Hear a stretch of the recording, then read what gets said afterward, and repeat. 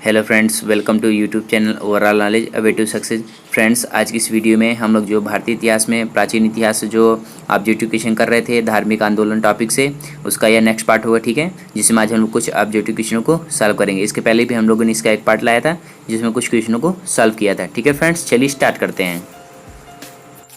हमारा पहला क्वेश्चन है, नागार्जुन कौन थे? पश्चात ऑप्शन नहीं, आपको सही ऑप्शन बताना है कि नागार्जुन कौन थे।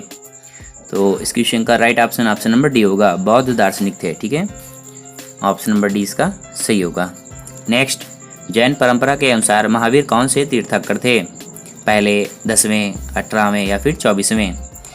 तो इस क्वेश्चन का right option option number D होगा, 24वें तीर्थंकर थे। ठीक है, ऑप्शन नंबर डी इसका सही होगा। नेक्स्ट, जैन धर्म का आधारभूत बिंदु क्या है? कर्म, निष्ठा, अहिंसा या फिर विराग? तो आपको बताना है कि जैन धर्म का आधारभूत जो बिंदु है वह क्या है। तो इस क्वेश्चन का right option option number C होगा, अहिंसा है। ठीक है, ऑप्शन नंबर सी इसका सही होगा। नेक्स्ट, जियो और जीने दो किसने कहा था? महावीर स्वामी, गौतम बुद्ध, महात्मा गांधी या फिर विनोबा भावे? तो इस क्वेश्चन का right option option number A होगा, महावीर स्वामी ने कहा था। ऑप्शन नंबर ए इसका सही होगा। नेक्स्ट, तीर्थंकरों के क्रम में अंतिम कौन थे? ऋषभदेव, पार्श्वनाथ, मणिसुव्रत या फिर महावीर? तो तीर्थंकरों के क्रम में अंतिम महावीर थे। ठीक है, ऑप्शन नंबर डी इसका सही होगा। नेक्स्ट, जैन धर्म में पूर्ण ज्ञान के लिए क्या शब्द है? जिन, रत्न, कैवल्य या फिर निर्वाण? तो पूर्ण ज्ञान के लिए जो शब्द है वह है कैवल्य। ठीक है, ऑप्शन नंबर सी इसका सही होगा। नेक्स्ट, महावीर स्वामी का जन्म कहाँ हुआ था? कुंडग्राम में, पाटलिपुत्र में, मगध में या फिर वैशाली में? तो महावीर का जन्म जो है वह कुंडग्राम में हुआ था। ऑप्शन नंबर ए इसका सही होगा। भगवान महावीर का जन्म 599 ईसा पूर्व में वैशाली गणतंत्र के कुंडलपुर में इक्ष्वाकु वंश के क्षत्रिय राजा सिद्धार्थ और रानी त्रिशला के यहाँ पे हुआ था। ठीक है। नेक्स्ट, कनिष्क के शासनकाल में चतुर्थ बौद्ध संगीति या फिर सभा किस नगर में आयोजित की गई थी? तो इस क्वेश्चन का right option option number C होगा, कुंडलवन कश्मीर में। ठीक है, ऑप्शन नंबर सी इसका सही होगा। नेक्स्ट, तृतीय बौद्ध संगीति कहाँ आयोजित हुई थी? तो तृतीय बौद्ध संगीति जो है वह पाटलिपुत्र में आयोजित हुई थी। ऑप्शन नंबर बी इसका सही होगा। नेक्स्ट, अशोक के शासनकाल में बौद्ध संगीति किस नगर में आयोजित की गई थी? मगध, पाटलिपुत्र, समस्तीपुर या फिर राजगृह? तो अशोक के शासनकाल में जो बौद्ध संगीति आयोजित की गई थी वह पाटलिपुत्र में आयोजित की गई थी। ठीक है, ऑप्शन नंबर बी इसका सही होगा। तृतीय बौद्ध संगीति का आयोजन 249 ईसा पूर्व में अशोक के शासनकाल में पाटलिपुत्र में आयोजित किया गया था।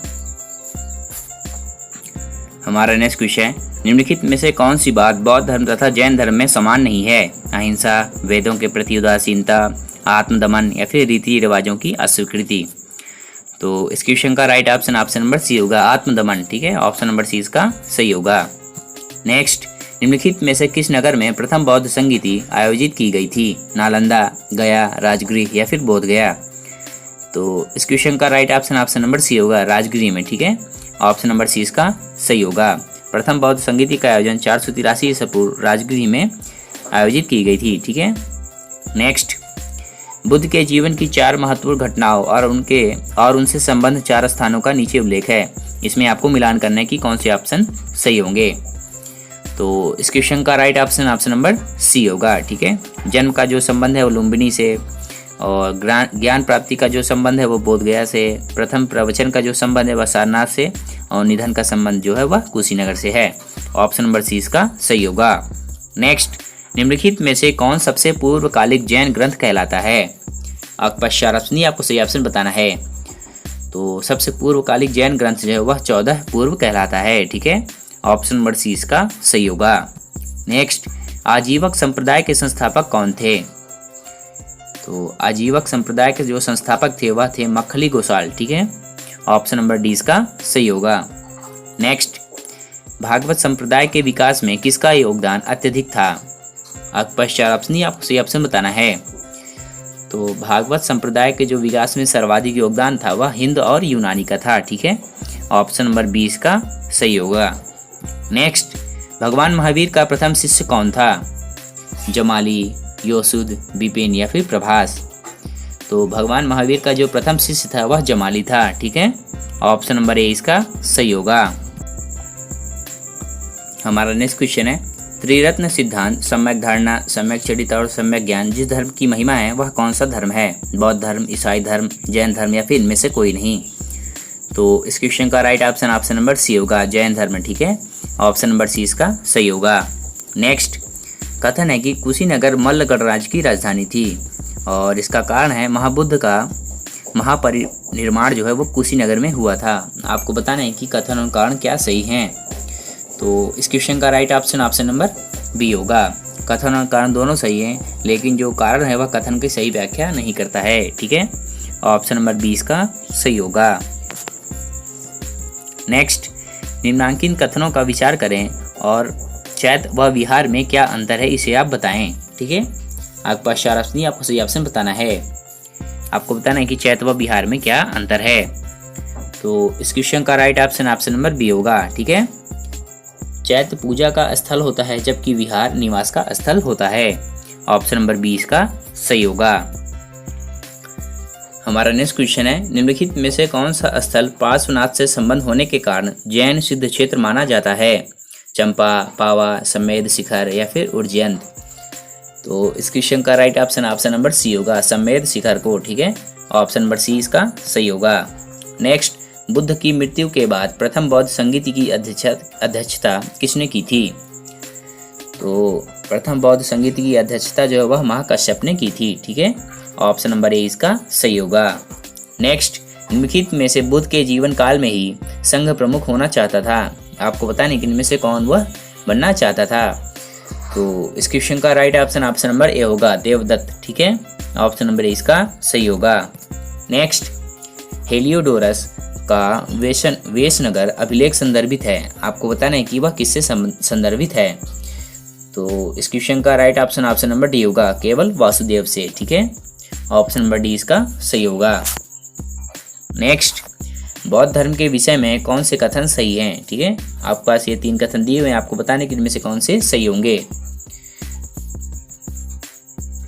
तो इस क्वेश्चन का राइट ऑप्शन नंबर सी होगा। ये सभी तीनों जो ऑप्शन दिए हुए हैं वो सही होंगे। उसने वर्ण एवं जाति को अस्वीकार नहीं किया। उसने ब्राह्मण वर्ग की सर्वोच्च सामाजिक कोटि को चुनौती दी। उसने कुछ एक शिल्पों को हीन या फिर निम्न माना था। ठीक है, ऑप्शन नंबर सी इसका सही होगा। नेक्स्ट, वासुदेव कृष्ण की पूजा सर्वप्रथम किसने प्रारंभ की थी? तो सर्वप्रथम जो प्रारंभ की थी वह सातवत्तों ने की थी। ठीक है, सातवों ने की थी। ऑप्शन नंबर ए इसका सही होगा। ठीक है, इसका ऑप्शन नंबर ए इसका सही होगा, सातवत्तों ने की थी। नेक्स्ट, निम्नलिखित 4 स्थानों में हुई बौद्ध संगतियों का सही कालक्रम क्या है?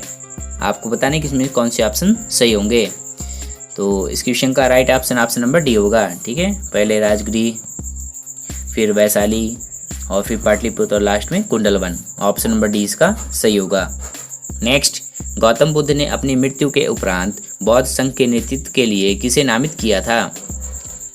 तो इस क्वेश्चन का राइट ऑप्शन नंबर डी होगा, किसी को भी नहीं। ठीक है, ऑप्शन नंबर डी इसका सही होगा। नेक्स्ट, स्यादवाद सिद्धांत है। आपको बताने कि इनमें से कौन से ऑप्शन सही होंगे। तो स्यादवाद जो सिद्धांत है वह जैन धर्म का है। ठीक है, ऑप्शन नंबर सी इसका सही होगा। या फिर इन्हें हम अनेकांतवाद भी कहते हैं या फिर सप्तभंगी का सिद्धांत भी कहते हैं। नेक्स्ट, गौतम बुद्ध का जन्म कब हुआ था? तो इस क्वेश्चन का राइट ऑप्शन नंबर ए होगा, 563 ईसा पूर्व में। ऑप्शन नंबर ए इसका सही होगा। ठीक है फ्रेंड्स, तो ये आज हमने प्राचीन इतिहास में महाजनपद काल में उसके ऑब्जेक्टिव क्वेश्चनों का नेक्स्ट पार्ट किया। ये हमारा पार्ट 2 था जिसमें आज हम लोगों ने कुछ ऑब्जेक्टिव क्वेश्चनों को सॉल्व किया। इसके बाद भी हम लोग इसके और भी पार्ट लाएंगे और भी क्वेश्चनों को कवर करेंगे। यदि आप चैनल पर नए हैं तो चैनल को सब्सक्राइब करें और बेल आइकन को प्रेस करें ताकि नोटिफिकेशन सबसे पहले आप पास जाए और इस वीडियो को लाइक और शेयर जरूर करें। ठीक है फ्रेंड्स, थैंक यू।